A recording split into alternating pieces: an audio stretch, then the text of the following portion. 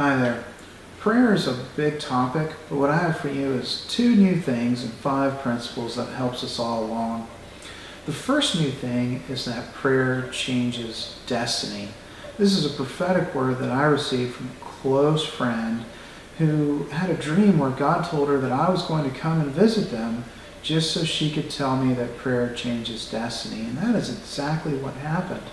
Now, if you'd like a story of this in the Bible, one of my favorites is the prayer of Jabez in 1 Chronicles 4:10. We don't know much about Jabez. We know he was an honorable man. We know that his name is derived from his mother having given birth to him in pain, which I see as a parallel to this idea of travailing in prayer and persisting in something to give birth to something new. And so Jabez, whose life is an example of prayer for us, is recorded as saying this: Jabez cried out to the God of Israel, "Oh, that you would bless me and enlarge my territory. Let your hand be with me and keep me from harm, so that I will be free from pain." And God granted his request. And so this is an example for us. And I've seen it more recently as God appearing to me as an architect with different plans and offering me some opportunity to say, are we going to go this way or this way, with different plans for my life. And if you've seen any of my other material read on my website, you know that we can change our own timelines we're on through obedience to God, through being able to hear from him and follow his path, and even avoid disasters. The second new thing is that as people have understood that we can actually access heavenly realms through the blood of Jesus, people have gone to the courts of heaven. There is in fact a court of accusation spoken of in Job 2 and Zechariah 3, where you can hear what the accusations are against you that are hindering your life. And it can be sin unrepented in your own life as an adult. It could be sin as a child. It could be sin from your ancestors. This is a very real thing. Mike Parsons teaches on it. Ian Clayton had done some of the original explanation. But this is a place that I've been myself and had these experiences. And so I want to share with you, this is part of why we need to develop our seeing gift so much. A seer can go to these courts and hear and see something of what's going on and change their lives in this way. It is a very powerful prayer technique. It's also still very much prayer. I can tell you that in Texas trial law, the idea of prayer is asking for something. Traditionally, petitions you filed in court ended with a prayer for relief.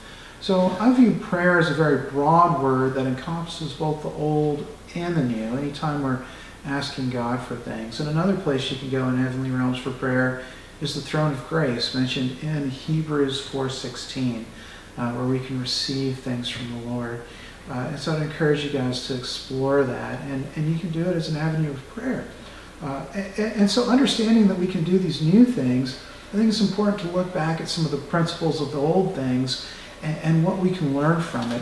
It's not really all that complicated. The Bible's famous for summarizing things in short sentences. 2 Chronicles 7:14 is one of my favorite. It says 5 things. If my people who are called by my name shall humble themselves and pray and seek my face, that's relationship, and turn from their wicked ways, repentance and actual change, not just being sorry, then I will hear from heaven and forgive their sin and will heal their land. And if you're doing those things, you're doing well. There's also some other areas for study. There's the Lord's Prayer of Matthew 6. There's Daniel, who prayed Israel back into existence in Daniel 9. And you can read and study the protocols of how they did those things. In my own journey, though, I have 5 things that have helped me that I'd like to share with you guys as a testimony. The first is that when we go to God to ask for things, we go with reverence and humility. And this is how Jesus prayed when he was on earth, from Hebrews 5:7. In the days of his flesh, Jesus offered up prayers and supplications with loud cries and tears to him who was able to save him from death, and he was heard because of his reverence. So if I'm going before God, I want to realize who he is as the creator, the God of the universe, and I don't want to be too flippant about it. The Psalms say you enter his gates with thanksgiving, enter his courts with praise. I want to make sure my teeth are brushed, my hair is combed, got a shirt on of some kind, and whether I may kneel or stand or sit, depending on what I'm doing. But at the very least, I'm going to God with some respect of who he is. And there's another aspect of this humility and respect. From Luke 18 is the story of the Pharisee and the tax collector who went to the temple to pray. And the Pharisee is exalting in his own righteousness and the things that he's done for God. And the tax collector is saying, "Forgive me, a sinner." And Jesus said it's the tax collector that went away justified. And I'll testify to you guys that in my own journey of trying to clean up and drawing closer to God, the Lord has revealed to me all sorts of things, all the traumas from my past, things from ancestry, things I may not even remember from childhood, of things that have to be cleaned up. And every layer has revealed another layer underneath it that I've progressively worked through over these years, and I'm still on this path. And so when we say there are none of us really righteous and clean, you have to understand in the spirit realm that we all have a substantial journey to go through with Christ and needing Christ to do those works in us. And that's some of the humility that we need to approach him with. Realizing too that his understanding is far beyond our own. And if we're going to limit our relationship to him with only what we understand, then we're not going to get very far. We have to lean on his understanding, not ours. The second principle is to pray God's will. And this is straight out of John 15:7. If you abide in me and my words abide in you, then ask whatever you wish and it will be done for you. And this is also why we have to develop our ability to see or hear from God, to know what his will is. And if you know his will in a specific situation, then you can pray it in faith. And we know from the Bible that faith is a substance. And if you have that confidence, not just a belief, but a knowledge of what God's will is in a specific situation, then you can declare it and declare God's will, and you can declare it in heavenly realms, you can declare it on earth, and know that you're stepping forth and what God desires to bring out of a situation. I say this as a trial lawyer, that we go through some substantial battles, and we try to go through this as a man of prayer.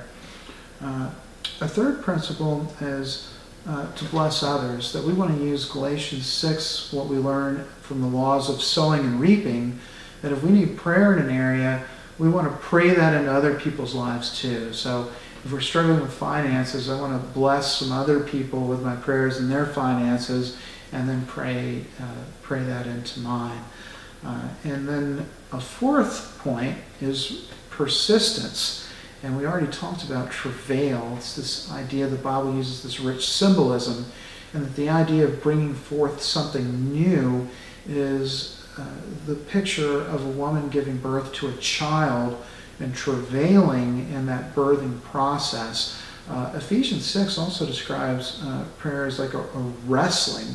And there's a story of Jacob wrestling with God, that we're trying to bring about something by wrestling in prayer. There's also the story in Luke 18 of the persistent widow, which again uses this analogy of a court, like we talked about, that the widow is going before a judge saying, "Give me justice from my adversary." And so we have that picture of the court of accusation from Job 2, Zechariah 3, the widow going to the judge, "Give me justice." And that as she persisted in it, she eventually got it. And that persistence could also be asking God, what it is that's hindering me? What's holding me back from receiving that what I'm asking for? I'm asking with the wrong motive. Is there an area of sin in my life or disobedience? Again, you have to be able to hear from God, and that's why this is a journey It's not an area of deathbed confessions, but a lifelong process of learning and drawing closer to the Lord and becoming experienced in battle. The fifth principle is bring a friend. Matthew 18 says, where 2 or 3 are gathered in my name, there am I among them. And so it brings the presence of Jesus. Ecclesiastes 4:12, though a man might prevail against one who is alone, 2 will withstand him, and a threefold cord is not quickly broken. And even Psalm 133 talks about how good and pleasant it is for brothers to dwell in unity. It analogizes it to oil flowing down the beard of Aaron and onto his robes, or dew on Mount Zion. And so those are images of spirit. And so we want to understand that there's a principle of multiplication. But even if you don't have anybody else to join you, or even if no one else is joining your invitation, you can always ask God to send someone from a cloud of witnesses to pray alongside you. And God always respects our prayers. One other thing that I'd like to add is a warning that when we're praying, you need to understand this is not pretend. This is very real stuff. And we want to make sure that we don't exceed our authority that we have in the Lord. And we don't want to invite conflict that we're not ready for. There are some stories. John Paul Jackson wrote a book, Needless Casualties of War, and he has some videos on it of people who tried to take on spiritual entities from the earth realm and did not fare well. They were operating outside their authority. And I don't want anyone to be afraid. The Bible wants us to pray in all circumstances and bring everything to God. But we have authority over things in our own life, over children as a father, or with a spouse, that husband and wife are one flesh, with people who ask you to pray for them. With situations that God brings to your mind. But we want to keep in mind to just, again, be humble and respectful in praying God's will and not stepping outside that. And so, as we step forward and journey in prayer, we also want to understand that if we do misstep, if we're hearing from God, we can hear also a correction from God and quickly repent and get back on track. And so these are wonderful principles, and I hope they bless you in your prayer life. Thank you for listening.